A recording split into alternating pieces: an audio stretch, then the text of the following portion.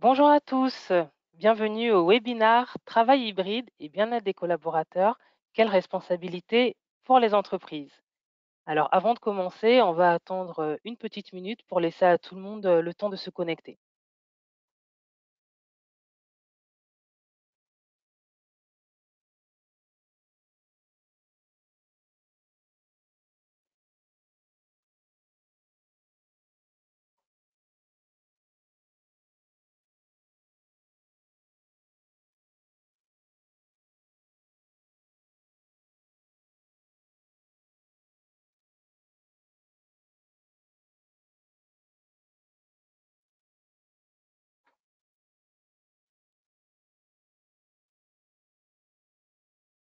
Alors on va pouvoir commencer.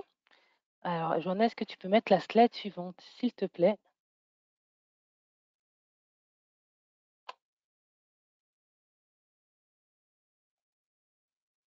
Merci. Alors, est-ce que vous pouvez me confirmer dans le chat que vous m'entendez bien? Juste en écrivant oui, par exemple, avant qu'on commence la session. Super, merci. Alors, pour les personnes qui rencontrent des petits soucis techniques, vous pouvez vous connecter avec votre téléphone via le numéro qui est inscrit dans votre mail de confirmation. Alors, n'hésitez pas à poser toutes vos questions au fur et à mesure du webinar. Et en fin de session, nos deux intervenants prendront le temps d'y répondre. Slide suivante, s'il te plaît. Merci. Alors, nos deux intervenants du jour sont Johanna Nader, qui est consultante en santé, consulting et solutions IMIA, et le docteur Philippe Guibert, directeur médical, consulting et solutions IMIA. Bonjour. Bonjour. Merci Jennifer. Bienvenue à tous. Bienvenue pour cette session. Nous sommes ravis de vous accueillir. L'idée est de partager avec vous le fruit d'une recherche menée sur ce sujet du travail hybride en particulier et de ses implications et de ses conséquences sur le bien-être et la santé mentale des collaborateurs. Alors pourquoi cette étude? Eh bien, tout simplement parce qu'elle est le fruit d'un constat. Premièrement, le fait que le nombre de collaborateurs travaillant en mode hybride, même si cette définition revêt des réalités bien différentes, est très important. Selon une étude de l'INSEE, en 2021, vous avez un travailleur sur 5 qui a travaillé au moins en mode hybride, un jour par semaine. De ce fait, ceci expose ces personnes à des situations extrêmement variées, depuis travailler un jour de temps en temps permis par son employeur à son domicile, jusqu'à pouvoir travailler jusqu'à un mois ou plus dans un pays étranger à l'occasion d'un congé accordé à ce sujet. Donc des réalités extrêmement différentes qui sont également le témoin d'un reflet, d'un décalage, pardon, entre les perceptions et les attentes des collaborateurs liées à ce mode de travail et les pratiques mises en œuvre par le management. Et à ce titre, on note que même si certaines entreprises ont mis en place beaucoup de programmes de bien-être et de santé ou santé mentale au travail, 68% suivant l'étude de l'OCDE en 2020 ont proposé quelque chose à leurs collaborateurs, eh bien il reste encore un décalage entre la perception de ces programmes et la réalité des attentes des collaborateurs. C'est ce que nous souhaitons voir aujourd'hui à travers cette étude qui a été menée par la Fondation internationale SOS, que vous connaissez peut-être certainement, fondation qui a été créée il y a une dizaine d'années maintenant, et qui a pour but de participer à la recherche sur les sujets liés à la santé, la sécurité, le bien-être et la santé mentale des collaborateurs à l'international.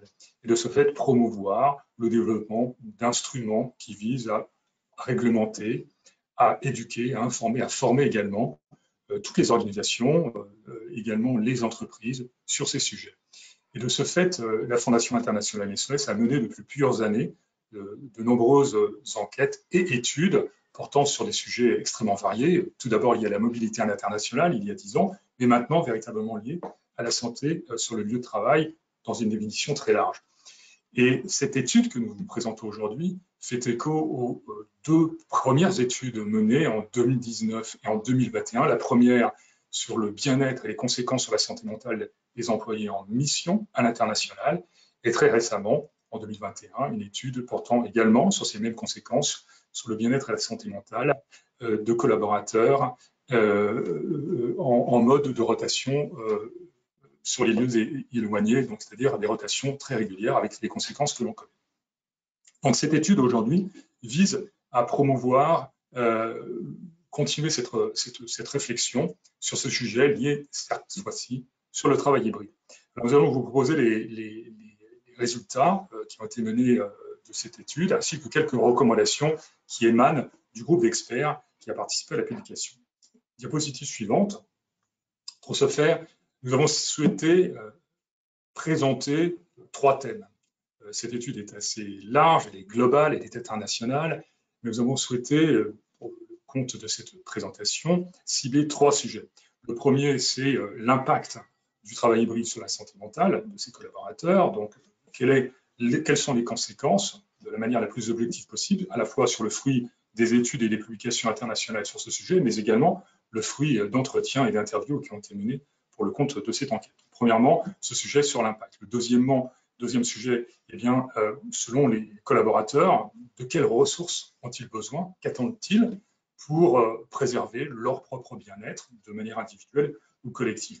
Et le troisième point, évidemment, il est plus lié aux organisations en tant que telles. Et comme vous le voyez, de quoi les organisations doivent-elles tenir compte pour mettre en place ces programmes de bien-être et santé mentale, en particulier destinés à ces collaborateurs dont le mode de travail n'est plus aussi traditionnel qu'il était auparavant, mais plutôt en mode hybride. Alors, avant de passer la parole à Johanna, évidemment, vous l'avez compris, cette définition de mode hybride, elle est très large. Cette étude a été menée pendant la pandémie. Donc, évidemment, tout ceci est à prendre avec précaution, évidemment, mais donne des éléments extrêmement tangibles et concrets sur la réalité de ce sujet. Johanna, peux-tu nous présenter comment avons-nous mené cette étude? Merci Philippe. Alors, donc, notre étude que nous avons réalisée complètement avec Affinity Health at Work a été menée en 3 étapes. Donc, lors de la première étape, nous avons revu plus d'une centaine d'études publiées depuis 2011 sur le bien-être et les modes de travail. Ensuite, nous avons mené des entretiens avec des parties prenantes clés ayant la responsabilité du bien-être de leurs employés. Et lors de la 3e étape, nous avons réalisé une enquête mise en place à partir des 2 premières étapes. L'objectif était vraiment d'analyser les résultats liés au bien-être des employés travaillant en hybride, ainsi que les facteurs affectant ces résultats et donc leur bien-être, et les perceptions et attentes de ces employés sur le soutien de leur entreprise. Nous avons reçu plus d'1 millier de réponses dans le monde entier. Ce qui est important aussi de noter, c'est qu'il s'agit de la première étude de ce type à explorer le lien entre les modes de travail et le bien-être, et les perceptions du devoir de diligence ou duty of care à l'échelle mondiale. Alors, donc, dans l'ensemble, l'étude a démontré un équilibre entre les employés qui travaillaient en mode hybride et ceux qui ne travaillaient pas en mode hybride. Cependant, si vous voyez par exemple sur le graphe à gauche, nous avons noté une vraie différence d'une région du monde à une autre. Donc, la plupart des employés en Afrique, en Océanie et en Asie travaillaient de manière non hybride, alors que la plupart en Europe et en Amérique du Nord travaillaient de manière hybride. La plus grande proportion d'employés, quant à elle, travaillaient principalement depuis son lieu de travail. On va vous faire un petit sondage. Donc, selon vous, quels sont les éléments qui favorisent le plus l'engagement des employés travaillant en mode hybride?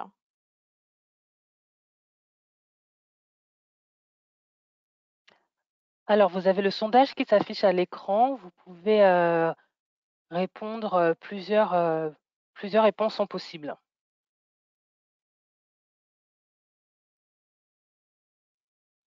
Voilà, on va laisser encore quelques secondes à tout le monde le temps de répondre avant d'afficher les résultats.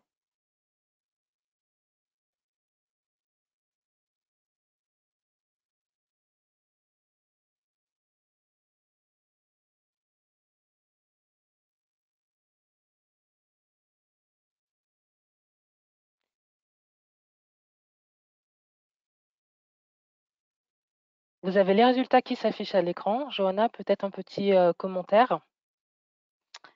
Oui. Est-ce que, Jennifer, tu pourrais nous lire, les résultats, s'il te plaît? Ah oui, pardon. Alors, pour soutien aux managers, 62% de personnes 62% pardon, ont voté pour soutien au manager, Mhm, 70% autonomie, mhm, 76% flexibilité, mhm. 38% équipement et 30% ressources bien-être. Donc c'est vraiment l'autonomie, qui a été, le plus, répandue D'accord, donc et moi la je note bien flexibilité, pardon. l'autonomité et la flexibilité, suivi par le soutien du manager. C'est très bien, parce que notre étude, comme vous l'avez bien noté, a souligné l'impact positif de l'autonomie et de la flexibilité sur l'engagement des personnes travaillant en mode hybride. Donc ces facteurs ont un impact positif, comme vous le voyez, sur leur équilibre vie pro-vie perso, ainsi que sur leur bien-être. Selon eux, la flexibilité et l'autonomie réduisent le risque d'être victime d'un burn-out et donc le risque de turnover. En France, récemment, selon l'Association pour l'emploi des cadres, 62% des cadres ont jugé que la mise en place du télétravail a eu un impact positif sur leur santé psychologique. Comme vous venez d'y répondre également, un autre facteur saillant qui ressort de notre étude et ayant un impact positif sur l'épanouissement de l'employé est le soutien du manager, qui est particulièrement important pour la réussite du travail hybride. Donc, les employés qui travaillent en mode hybride ressentent un réel, mais vraiment réel besoin de soutien de la part de leur manager pour diminuer le stress lié au travail qui est principalement dû à la charge de travail. Ils ressentent également un réel besoin d'échanger avec leur manager, comme vous pouvez le lire, sur les préoccupations liées à leur santé mentale. Donc, on parle de stress, d'isolement, de dépression et d'épuisement professionnel.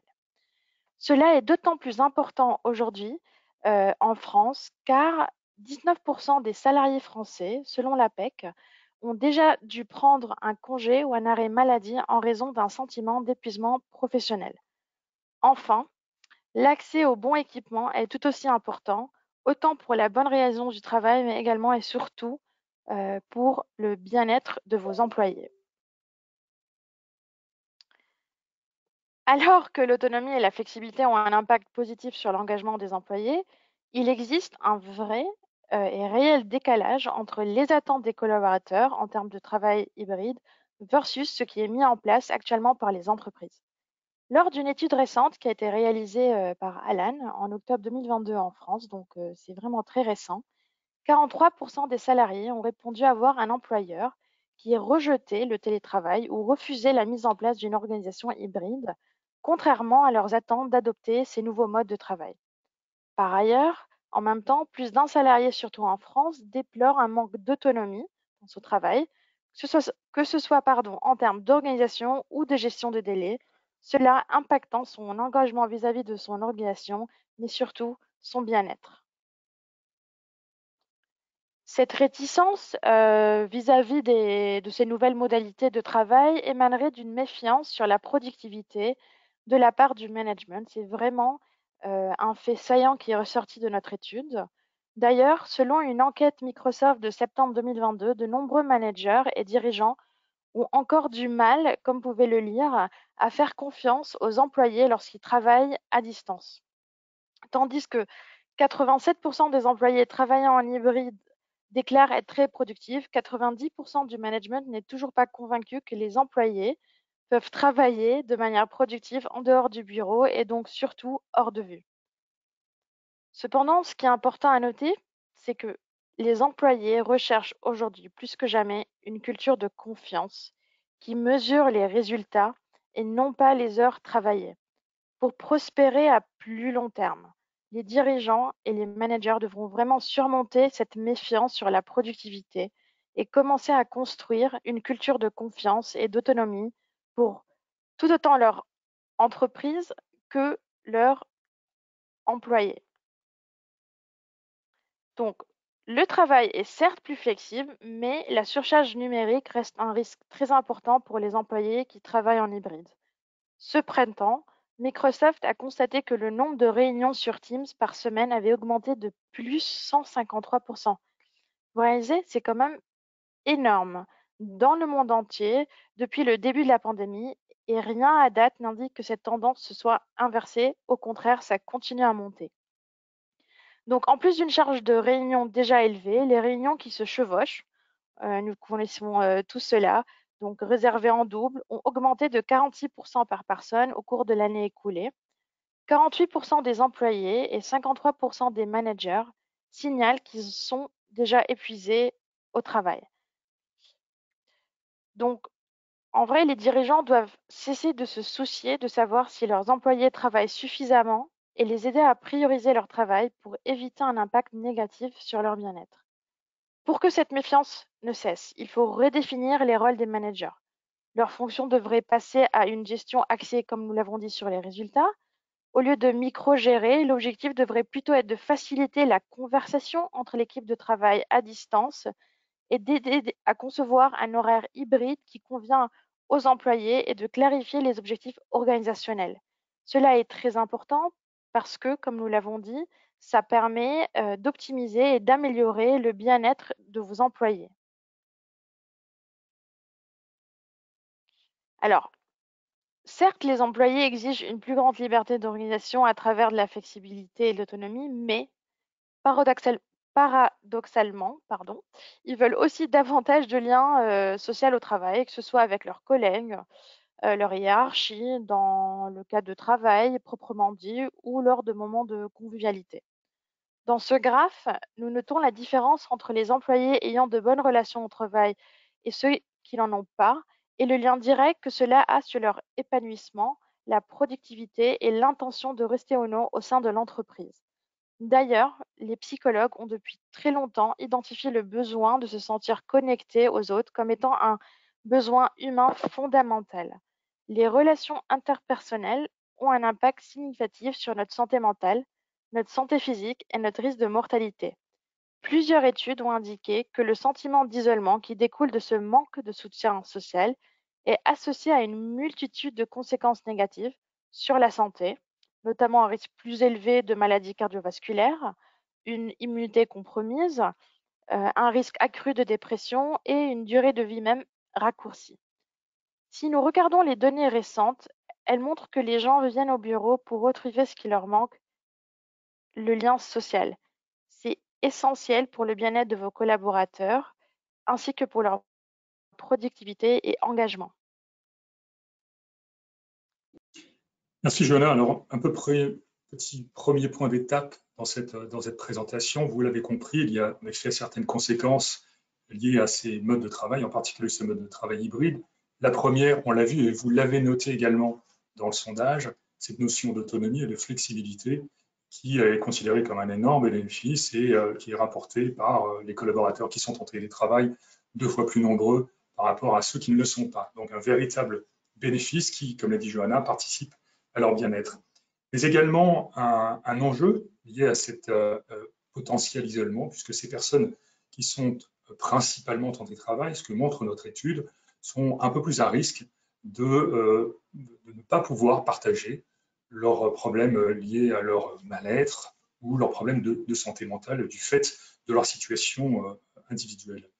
Donc, des conséquences qui peuvent être à la fois positives et négatives et qui, comme le montre l'enquête, avec peut-être un équilibre entre présence au bureau ou sur le lieu de travail et mode de travail à domicile ou hors du lieu de travail, eh bien, on peut avoir une approche équilibrée où on le voit, les collaborateurs qui sont, selon cette étude, en mode de travail 50-50, donc la moitié du temps sur le lieu de travail, la moitié du temps ailleurs, eh bien, sont plus à même de recevoir un soutien psychologique si nécessaire, si besoin, de la part soit de leur pairs, d'autres collaborateurs, éventuellement du management, voire de professionnels de santé lorsque la situation l'exige. Ils sont plus à même également de pouvoir s'ouvrir aux autres du fait de cette présence et de cette connexion auquel Johanna a fait référence, tout simplement, sur le lieu de travail, et, in fine, de pouvoir mieux concilier leur rôle, leur activité professionnelle et leur bien-être lié à ce mode de fonctionnement.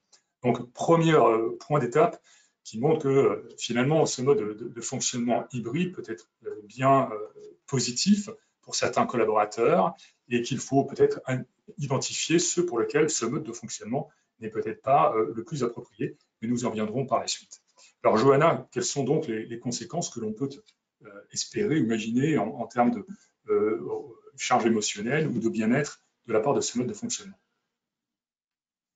Alors, donc merci Philippe. Dans notre étude, aucune différence significative n'a été constatée entre le bien-être justement des employés en fonction de leur modalité de travail, comme vous pouvez le réaliser sur le graphe à gauche. Donc sur le côté gauche, nous notons les scores de l'indice de bien-être de l'OMS. C'est une échelle qui a été validée à travers le monde. Dans une population générale, nous attendions à ce que le score moyen soit de 63.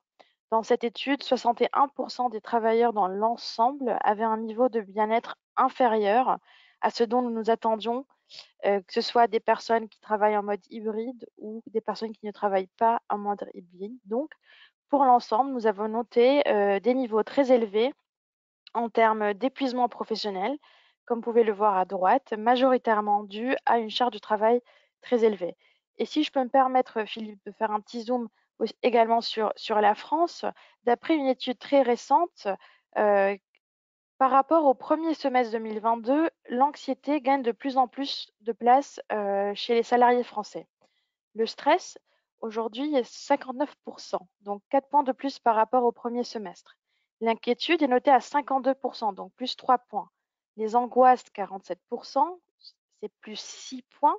Et une tristesse inhabituelle, prolongée, voire un état dépressif, est noté à 40%. Donc, dans ce contexte, le bien-être tout aussi physique que mental reste un enjeu prioritaire pour les salariés, ainsi que sa prise en compte par leur entreprise. D'ailleurs, pour les cadres français, par exemple, l'équilibre entre la vie personnelle et la vie professionnelle est aujourd'hui noté comme étant tout aussi importante que la rémunération en France. Donc, pour notre second sondage, selon vous, quels sont les supports sur lesquels les employés travaillant en mode hybride comptent le plus pour préserver leur bien-être? Jennifer, à toi. Le sondage est lancé. Comme pour le premier, vous pouvez répondre mettre plusieurs choix.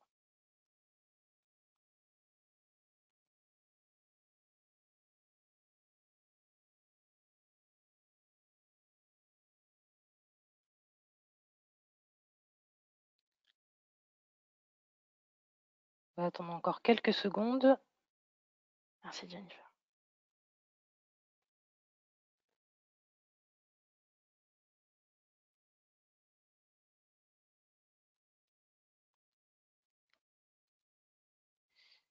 Alors, les résultats sont affichés.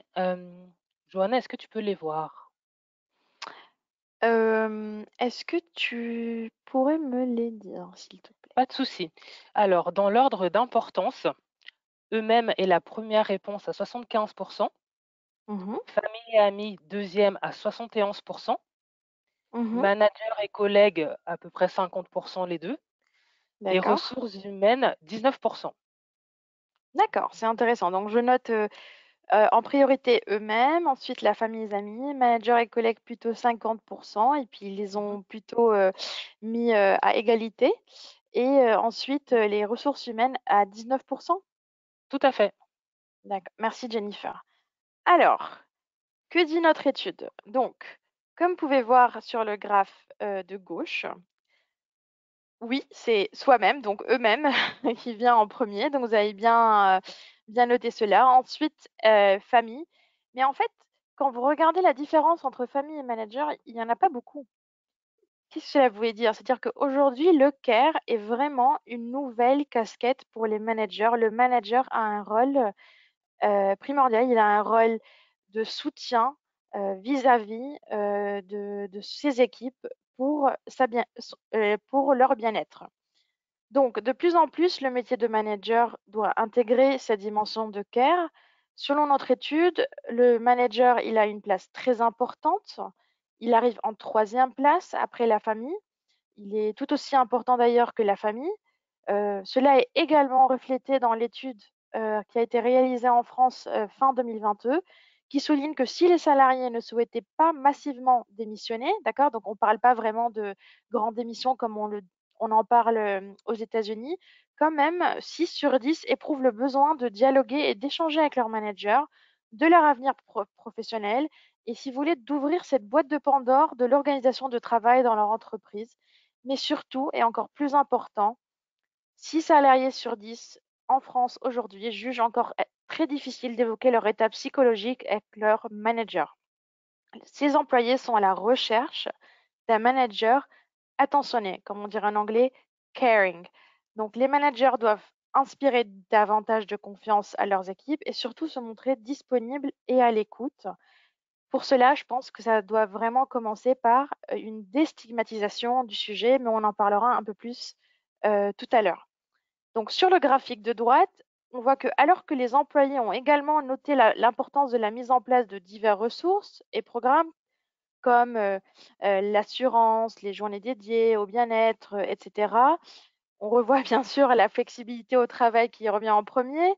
Nous notons l'importance de l'adaptation du lieu de travail ou les réaménagements des tâches. Cela signifie qu'avant de mettre en place divers programmes pour soutenir le bien-être des employés, il est très important d'identifier d'abord leurs besoins et les éventuels problèmes qu'ils rencontrent. Car même si ces programmes sont utiles, ils sont bien sûr les bienvenus, les instaurer dans un écosystème de pratiques de travail qui sont malsaines et une culture de travail optimisable entraînera inévitablement un turnover au sein de l'entreprise et impactera le bien-être de vos employés. Et donc Philippe? Merci Joanna. Eh bien, revenons à ces questions de départ que nous avions posées pour voir si nous y avons répondu à travers cette étude. Premièrement, quel impact le travail hybride a-t-il sur la santé mentale et le bien-être des collaborateurs?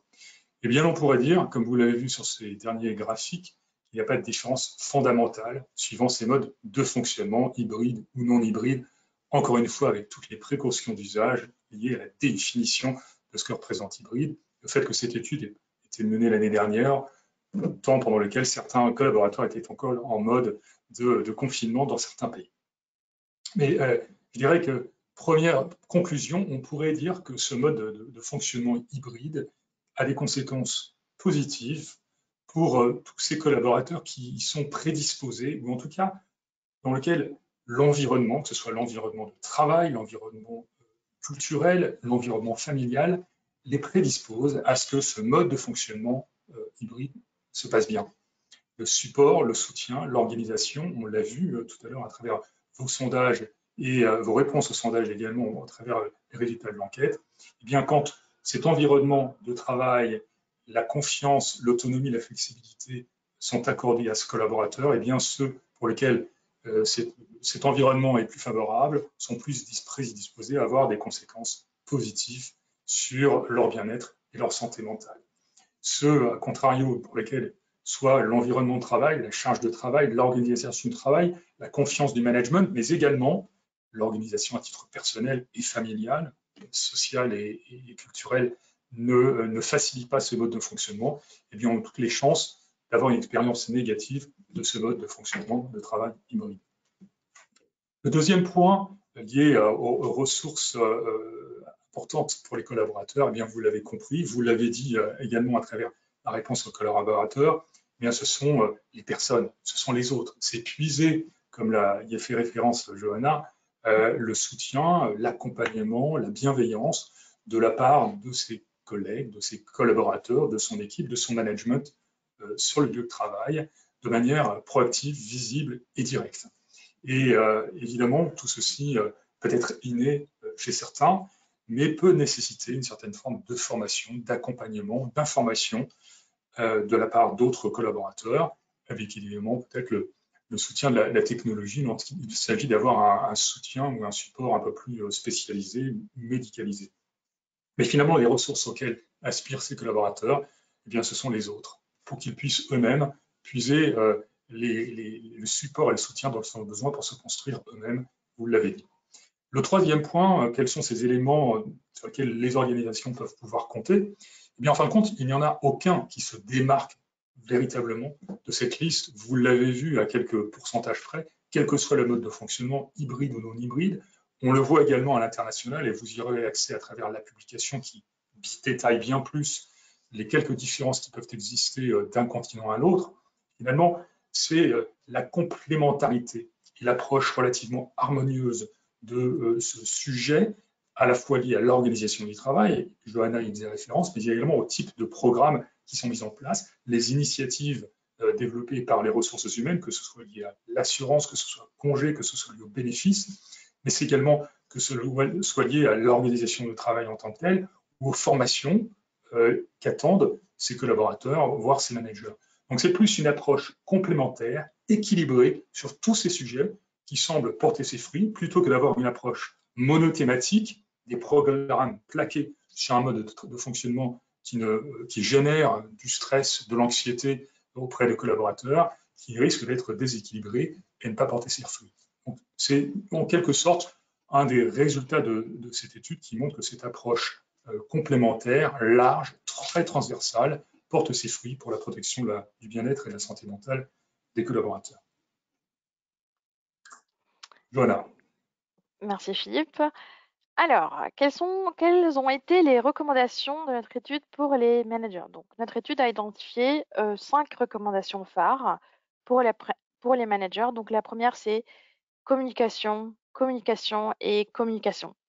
Donc, une communication régulière entre les managers et leurs équipes pour les tenir informés, favoriser le sentiment d'appartenance à l'équipe et à l'organisation. Communiquer clairement sur les attentes et les priorités sera particulièrement important pour ceux qui gèrent des équipes en mode hybride. La seconde recommandation est de créer un environnement sûr où il est possible d'exprimer ses préoccupations en matière de santé mentale, car les scores relevés dans notre étude sont globalement faibles et c'est vraiment un souhait de la part des employés. Ça passe par la déstigmatisation de l'organisation, des dirigeants, des managers et puis au niveau des employés. La troisième est d'instaurer un équilibre de travail. Donc, il faut aborder régulièrement le sujet de la charge de travail avec les employés car il s'agit du principal obstacle au bien-être identifié. La quatrième recommandation, c'est vraiment de favoriser, comme nous l'avons dit tout à l'heure, les relations entre collègues car elles ont des effets positifs sur l'engagement au travail, le bien-être et l'isolement de vos collaborateurs. Il est très important de faciliter également aux collaborateurs les opportunités de développement professionnel, notamment pour les personnes en début de carrière. Enfin, je pense qu'en message pour cette partie, dans un monde de travail où les salariés réclament, je dirais, de plus en plus de flexibilité, de la responsabilisation, de la confiance, le manager cristallise le point cardinal de ce changement. Une certitude, c'est qu'avec un salarié sur 2 en France, aujourd'hui, déclare ne pas bénéficier du soutien pour évoluer de la part de son manager. Il ne dispose pas de soutien aujourd'hui, d'écoute de la part de son manager. Donc, les futures entreprises championnes du bien-être mental seront celles qui feront évoluer leurs pratiques managériales pour répondre à ces nouvelles attentes des employés. Merci Johanna. Donc en parallèle de ces attentes ou de ces recommandations que l'étude prodigue à l'égard des employés, eh bien, il en est de même pour les organisations en tant que telles. Quelques éléments notés à travers les résultats de cette étude. Le premier, évidemment, il est lié à l'évaluation des besoins. C'est-à-dire qu'il ne peut pas y avoir de programme sans identification non seulement des attentes, mais également de l'état de santé, de bien-être, de santé mentale des collaborateurs de la manière la plus objective et exhaustive possible, afin de déterminer tout simplement des objectifs de performance pour que les programmes qui soient mis en œuvre les atteignent et puissent être réaménagés ou réévalués en cours de route. Donc ces objectifs sont extrêmement importants et donc il s'agit donc de mesurer, de prendre le pouls de la communauté, de savoir quels sont les besoins, les préoccupations d'un point de vue également santé et médical, donc c'est-à-dire connaître la réalité des problématiques de santé mentale dans l'entreprise, depuis en effet la simple mauvaise humeur, dépression, anxiété, jusqu'aux troubles, les addictions ou également tendances suicidaires de la part de certains collaborateurs. Donc extrêmement important de comprendre ceci, de le faire de manière régulière.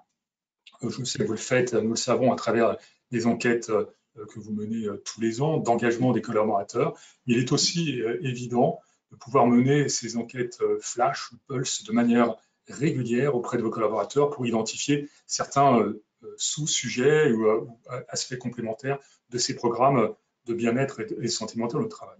Donc ce premier élément, il est vraiment critique, il est noté par toutes les études qui ont été revues dans le cadre de cette publication. Et également, il détermine le succès de ces programmes, puisque sans indicateurs, sans possibilité de mesurer de manière objective et efficace la réalité de ces programmes, eh bien, ils ne sont pas voués à avoir un succès. Deuxièmement, je pense que le message est peut-être passé à travers cette étude, l'investissement à travers ces managers, ces lignes intermédiaires, ces cadres hiérarchiques qui, certains sont en demande également de pouvoir gérer sur le lieu de travail, mais également à distance, des collaborateurs qui ne vont pas bien, donc connaître les gestes, les attitudes, les comportements à avoir et également à ne pas avoir vis-à-vis des personnes qui sont en souffrance et vis-à-vis desquelles on est bien souvent démunis. Donc ce besoin de formation, il est exprimé par les managers, mais c'est également exprimé par les employés. Et encore une fois, je pense que notre étude le montre de manière très claire, cette attente de la part des collaborateurs de pouvoir trouver en face d'eux des personnes en écoute, disponibles et qui soient capables de comprendre d'une certaine mesure leur désarroi, leurs problèmes, sans se substituer aux professionnels de santé, sans devenir des professionnels de santé, mais être capables d'accompagner et d'orienter ces employés vers les bonnes ressources. Troisièmement, on l'a vu, l'ajustement du travail en tant que tel, à la fois géographique et temporel. Certainement, c'est peut-être un domaine sur lequel International SOS est le moins fondé pour pouvoir vous accompagner, mais comprendre, comme on disait référence tout à l'heure, que tout commence par l'organisation du travail et de voir de quelle manière l'entreprise, l'organisation peut satisfaire et trouver un compromis entre les attentes liées au développement de l'activité, évidemment, mais ces attentes de collaborateurs en termes d'investissement personnel sur le lieu de travail. Et puis un dernier point qui peut-être ressort moins de cette présentation aujourd'hui, mais qui est bien reflété dans la publication, évidemment, c'est tenir compte des différences culturelles, en particulier lorsque l'on travaille avec des équipes internationales, pour lesquelles ces notions, ces dimensions de bien-être et de santé mentale sont éminemment variables d'une culture à une autre, pour lesquelles le partage d'informations, le fait de pouvoir s'ouvrir à d'autres, le fait de pouvoir mettre des mots sur des signes et des symptômes, voire des pathologies, varie de manière considérable d'une culture à l'autre. Donc pouvoir le comprendre et encore une fois, pouvoir donner des clés de compréhension à ces équipes de management qui sont exposées à des collaborateurs qui, quelle que soit leur culture, vivent des situations liées à leur propre santé mentale ou à leur bien-être au travail de manière totalement différente. Leur donner ces clés de compréhension fait peut-être partie de l'accompagnement que les entreprises peuvent apporter aux managers qui sont en charge de ces équipes. Merci Philippe. Donc pour la dernière partie, quelles sont les ressources proposées par International SOS? Comme l'a dit Philippe, notre approche repose sur 3 piliers et le premier, c'est l'évaluation. Donc avant de déterminer où on veut aller, il est important de savoir d'où on part, toujours, hein. Parce que, il est important de déterminer et d'évaluer les risques psychosociaux auxquels fait face, l'entreprise, donc que ce soit d'un point de vue organisationnel, donc on parle de charge de travail, de clarté de rôle ou, d'un point de vue social, donc, on parle de reconnaissance, de respect, de relations interpersonnelles ou même physiques. Que ça soit également l'évaluation de la maturité de l'organisation en termes de bien-être physique et santé mentale, parce que les deux sont interliés, et ça, il ne faut vraiment pas l'oublier. Et enfin, quel est vraiment aujourd'hui, où se situent vos employés en termes de bien-être et santé mentale? Donc, quels sont les risques auxquels font face vos employés sur les maladies les plus courantes? Le second pilier, pardon, juste avant d'envoyer sur le premier pilier qui est l'évaluation, hem, quand nous essayons de déterminer l'impact sur, la santé mentale, nous regardons également, les indices, de burn-out que nous calculons, présentéisme et cetera, parce que ça nous permet vraiment à nous, comme aux organisations, de bien savoir où se situent vos employés en termes de, santé mentale. Donc le second pilier, c'est la planification. Il faut construire, donc nous accompagnons les entreprises dans la construction d'une stratégie, des programmes sur mesure de bien-être et de santé mentale qui sont axés sur les données spécifiques qui ont été recueillies lors de la première phase de l'évaluation. Donc, quels sont les points positifs, les points d'amélioration, les besoins et défis spécifiques de l'organisation, pour ensuite agir. Donc, accompagnement et la mise en place de la stratégie et des programmes qui a été rédigée dans la seconde phase à travers, par exemple, des formations via notre académie de bien-être et santé mentale, des formations aux managers sur plusieurs thématiques importantes, que ce soit la santé mentale, l'intelligence émotionnelle, etc. Donc, pour déstigmatiser le sujet. Et nous proposons également une plateforme de bien-être digital entièrement évolutive qui combine des analyses de bien-être robustes avec des parcours d'apprentissage qui sont personnalisés pour les employés ainsi que pour les managers. Voilà, merci beaucoup. Donc, nous allons passer aux questions-réponses. Merci Jennifer? Johanna, merci Philippe. Alors n'hésitez pas à poser toutes vos questions. On en a déjà quelques-unes, mais continuez à les poser et nos deux intervenants se feront un plaisir, je suis sûre, d'y répondre. Alors, première question que nous avons. Vous, chez International SOS, que voyez-vous comme bonne pratique à mettre en place? Donc, chez nous, International SOS, la meilleure pratique à mettre en place, déjà, ça passe vraiment par la formation des managers, justement, sur la santé mentale, les risques psychosociaux auxquels il faut faire attention, comment déterminer aujourd'hui les symptômes qui montrent qu'un employé, par exemple, est à risque ou souffre d'un problème de santé mentale. Donc vraiment, la formation et la déstigmatisation de ce sujet auprès des managers. Merci Johanna. Deuxième question, comment faire pour faire revenir nos employés dans les locaux? Hmm. Alors, je pense que c'est une question que de nombreuses entreprises nous demandent souvent. Vraiment, la réponse est trouver un juste équilibre entre les besoins de vos employés. Donc, c'est pour ça que c'est important, comme nous l'avons dit, d'évaluer. Donc, d'où est-ce qu'on part? Quels sont ces besoins des employés? Donc, entre les besoins de vos employés ainsi que les besoins de l'entreprise, il faut vraiment essayer de trouver le juste équilibre. Merci Johanna. Question suivante. Quels outils aux managers pour gérer le management à distance? Comme on l'a dit, l'outil le plus important en premier lieu, ça va être vraiment la formation du manager pour qu'il puisse repérer les signes et symptômes d'un employé qui ne va pas bien, savoir que faire, que mettre en place, pour ensuite passer à des formations qu'on n'apprend pas quand nous sommes à l'école, en fait. C'est des choses qu'on doit apprendre quand nous avons 15 ans, mais on n'apprend pas. L'intelligence émotionnelle, par exemple, c'est très important. La mise en place d'une culture au sein de nos équipes qui est ouverte, une culture où les gens se sentent en sûreté. Donc, il y a plein d'éléments de formation auxquels les managers devront se former. Merci Johanna. Question suivante, peut-être Philippe, tu pourras y répondre. Allez-vous nous envoyer les liens aux formations disponibles? Évidemment, Jennifer, tout est possible. Je dirais que plus que de partager un éventuel catalogue de formations, ce qui nous importe, c'est de comprendre quel type de formation correspond à quel besoin, en fin de compte, et pour qui. Donc, je vous invite à vous mettre en relation avec la personne qui voilà, gère votre relation avec International SOS pour déterminer en effet ce qui pourrait être le mieux, puisque évidemment, le panel des formations est très large. Il dépend de l'audience, il dépend de la maturité également du sujet au sein de l'entreprise.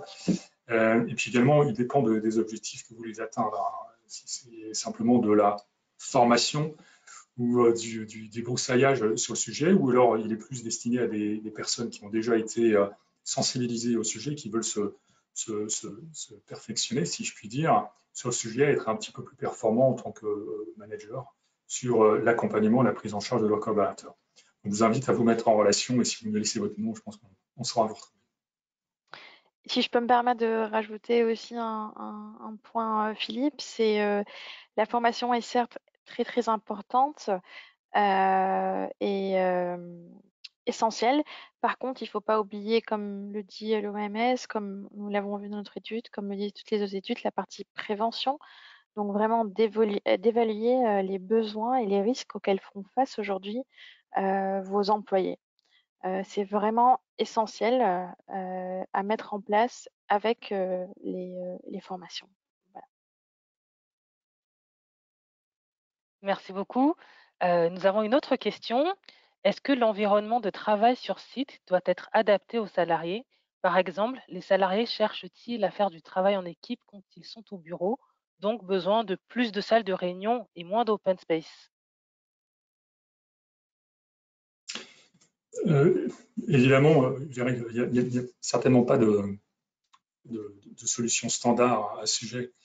On y faisait référence, et je pense que c'est aussi le cas de l'étude, c'est de pouvoir comprendre quels sont les nouveaux modes de fonctionnement des collaborateurs, où qu'ils se trouvent d'ailleurs, que ce soit sur un lieu de travail très traditionnel, pour lequel ils ont besoin de se retrouver pour des réunions, comme vous y avez fait référence. Mais au-delà des réunions, c'est aussi retrouver un peu d'humain et de relationnel et d'informel qui fait la richesse des relations au travail.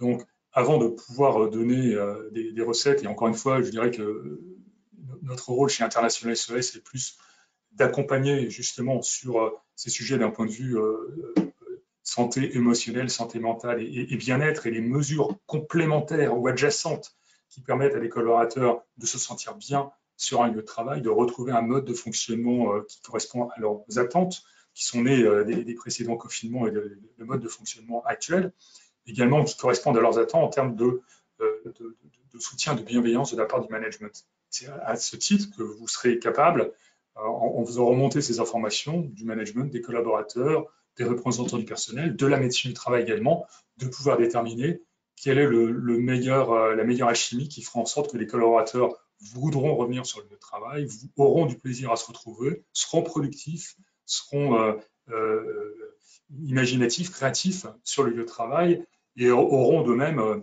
du plaisir à retourner travailler chez eux pour continuer les projets engagés. Donc pas de recette miracle, mais plus lié, et encore une fois, je pense qu'Andy a fait référence de nombreuses reprises dans la présentation de cette étude, à ce souci de comprendre véritablement les attentes, les besoins des collaborateurs, non seulement en termes d'accompagnement, mais également en termes de mode de fonctionnement, sur les lieux de travail. Merci Philippe. Il semble que nous n'avons pas d'autres questions. Joanna, est-ce que tu peux mettre la slide suivante pour conclure, s'il te plaît? Oui, bien sûr.